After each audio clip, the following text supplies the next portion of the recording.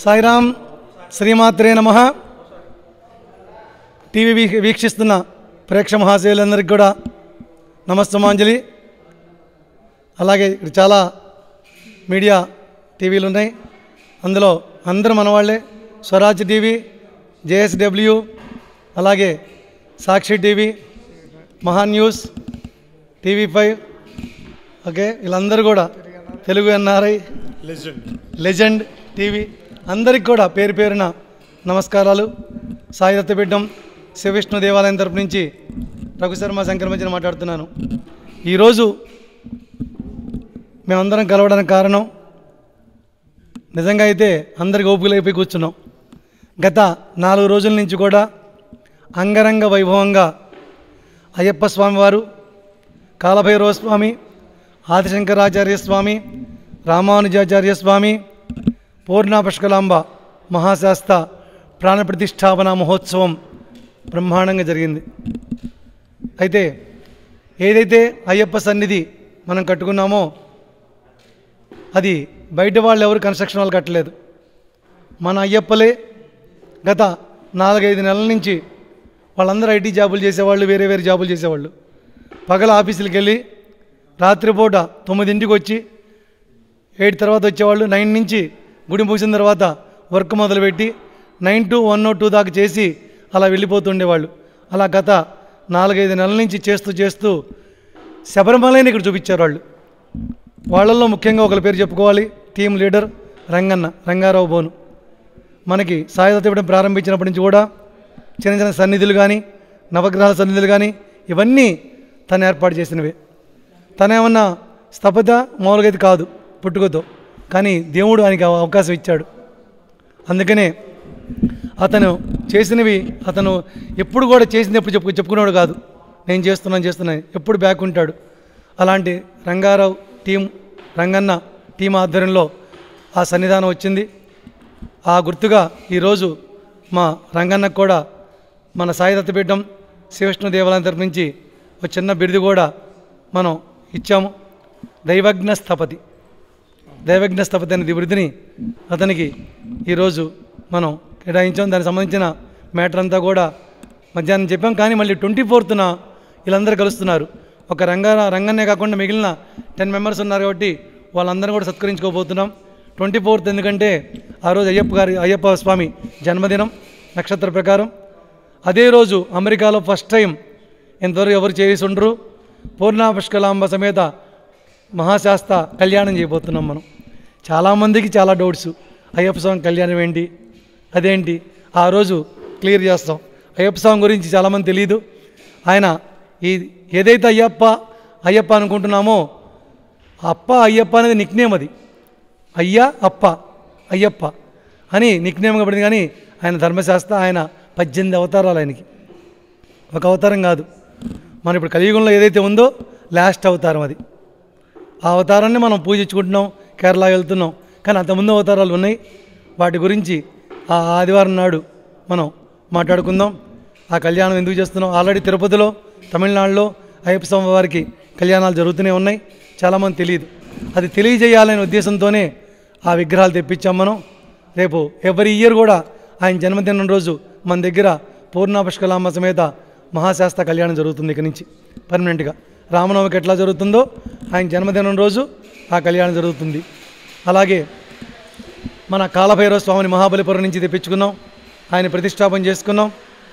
అలాగే ఆదిశంకరాచార్య స్వామి, రామానుజ స్వామి, ఆ విగ్రహాలు 2 సంవత్సరాల ముందే మా జగదీష్ యలమంచిలి గారు, మా ఎస్డిపి, మా పెద్ద మనిషి, వారు లవణ్యమ్మ జగదీష్ గారు ఎప్పుడో తెప్పించారు. కానీ ముహూర్తం కుదరక ఇన్నాళ్ళు లేట్ అయ్యి ఇప్పుడు అనుకోకుండా అయ్యప్ప స్వామితో పాటు మన కాలభైరుడితో పాటు ఆ విగ్రహాలు కూడా ప్రతిష్టాపన చేసుకున్నాం.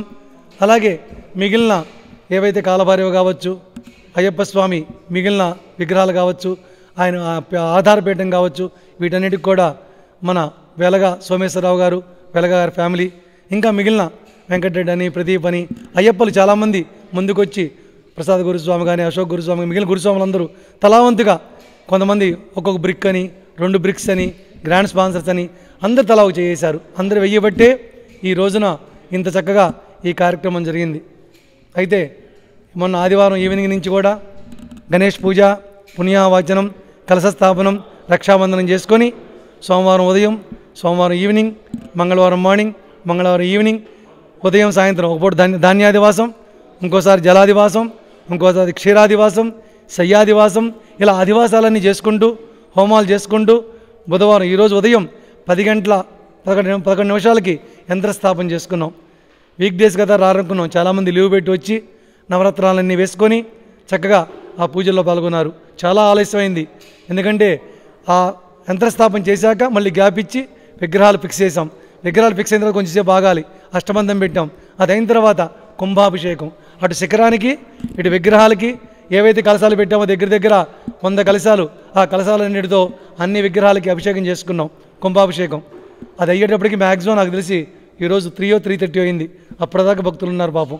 అప్పుడు మహాప్రసాదం తీసుకొని మన ఎవరైతే వేద పండితులు వచ్చారో వాళ్ళని సత్కరించినప్పటికల్లా 5:30 అయిపోయింది. కొంతమందిని అప్పుడు సత్కరించుకున్నాం. ఆ తర్వాత మరలా ఆ 7 గంటలకల్లా cultural program, devotional cultural program ఏర్పాటు చేసుకున్నాం. దానికి ఎవరు రారేమనుకున్నాం. మళ్ళీ దానికి ఒక 150 మంది 200 మంది భక్తులు వచ్చి కూర్చున్నారు. ప్రోగ్రాం చక్కగా జరిగింది. అది అయిపోతూనే ఎవరైతే మనకి ఈ ప్రతిష్ట కోసం ఇతర రాష్ట్రాల నుంచి కూడా మన పండితులు వచ్చారో, బోస్టన్ నుంచి మణికంఠ గారు, మన నార్త్ కేరళ నుంచి శ్రీ డాక్టర్ మురళీకృష్ణ శర్మ గారు మా తమ్ముడు, అలాగే లాంగ్ ఐలాండ్ నుంచి శ్రీనాథ శర్మ గారు సంస్కృత సోదరులు, లోకల్లో జ్ఞానస్కంద, అలాగే మన సుదర్శన్ గారి టీము, అలాగే మా అర్చక స్వాములందరూ దాంట్లో పార్టిసిపేట్ చేశారు. అలాగే మిగిలిన volunteers, SDP family, SDP Ayyappa group అందరూ కలిసి అటు తలా ఒక పని పంచుకున్నారు. డిస్ట్రిబ్యూషన్ ఏంటి, అన్నదానం టీం ఏంటి, ఇలా ట్రాన్స్పోర్టేషన్ ఏంటి, రకరకాలుగా డెకరేషన్స్, పూలు, మన మహిళా ఆడపడుచులందరూ పూలు కట్టడం ఏంటి, ప్రతి ఒక్కళ్ళు కూడా అందరూ దీంట్లో పార్టిసిపేట్ చేసి ఈ గ్రాండ్ సక్సెస్ చేశారు. కాబట్టి ఎవరైతే దీంట్లో పార్టిసిపేట్ చేశారో, ఎవరైతే సహకరించారో, ఎవరైతే రాలేని వారు దూరం నుంచి వీక్షించారో ప్రతి ఒక్కళ్ళకి కూడా పేరు పేరున ధన్యవాదాలు తెలియజేస్తున్నాం. అలాగే రేపు 24వ తారీఖు ఇప్పుడు మిస్ అయిన వాళ్ళు తప్పకుండా 24వ తారీఖు మిస్ అవ్వకుండా ఉదయం 8 గంటలకి అయ్యప్ప స్వామివారికి నెయ్యితో అభిషేకం చేస్తాము. ఆ తర్వాత పడి పూజ మహోత్సవం ఉంటుంది. దాంతోపాటు 10 o'clockకి శ్రీ పూర్ణపుష్కలాంబాక స్వామి మహాశాస్త్ర కళ్యాణం ఉంటుంది. కళ్యాణం అయిన తర్వాత పడిహారతి, మహామంత్రోష్పం, మహాప్రసాదం. కనీసం ఇప్పుడు మిస్ అయిన వాళ్ళు తప్పకుండా ఆ రోజు వచ్చి ఆ పూజల్లో పాల్గొని ఆ అయ్యప్ప అనుగ్రహం పొందమని రిక్వెస్ట్ చేస్తూ, ఇక నుంచి కాలభైరవ స్వామికి ప్రతి మంతు అభిషేకం ఉంటుంది. అలాగే మన ఆదిశంకరాచార్య స్వామివారు, రామానుజ స్వామివారికి, అయ్యప్ప స్వామివారికి కూడా ఎవ్రీ మంత్ అభిషేకాలు ఉంటాయి. అవన్నీ ఎప్పుడెప్పుడు ఉంటాయో ఏంటో మీకు 2-3 రోజుల్లోనే ఆ టైం టేబుల్ ఇస్తాము. కాబట్టి వీక్షిస్తున్న వాళ్ళందరూ కూడా మిస్ అయితే ఇప్పుడన్నా వచ్చి దర్శనం చేసుకోండి. ఇక అప్కమింగ్ ఈవెంట్స్లో మనకి ఈ మహాశాస్త్ర జన్మదినం అయిపోయిన తర్వాత త్వరలో మనకి ఏప్రిల్లో రామనవమి ఉత్సవాలు రాబోతున్నాయి. ఏప్రిల్ 9th నుంచి 17th వరకు వసంత నవరాత్రి సెలబ్రేషన్స్, అలాగే క్రోధినామ సంవత్సర ఉగాది 9th రోజు అయింది. ఆ రోజు పంచాక్ష శ్రవణం ఇవన్నీ ఉంటాయి. అలాగే ఏప్రిల్ 8th గ్రహణం కూడా ఉంది. ఆ గ్రహణం గురించి కూడా మీకు ఫ్లైరు ఇవన్నీ ఏ టైమింగ్స్ గ్రహణం ఉంది, ఎప్పుడు టెంపుల్ మూస్తాం అవన్నీ కూడా వచ్చేస్తాయి. కాబట్టి ఈ సందర్భంగా దాతలకి, స్టాఫ్కి, ఎస్డిపి ఫ్యామిలీకి, బోర్డ్ ఆఫ్ ఎగ్జిక్యూటివ్ డైరెక్టర్స్కి, మిగిలిన భక్తులందరికీ కూడా పేరు పేరున నమస్తమాంజలి తెలియజేస్తూ సర్వే జన సుఖినో భవంతు, సమస్తలోక సుఖినో భవంతు. ధన్యవాదములు. శ్రీమాత్రే నమః.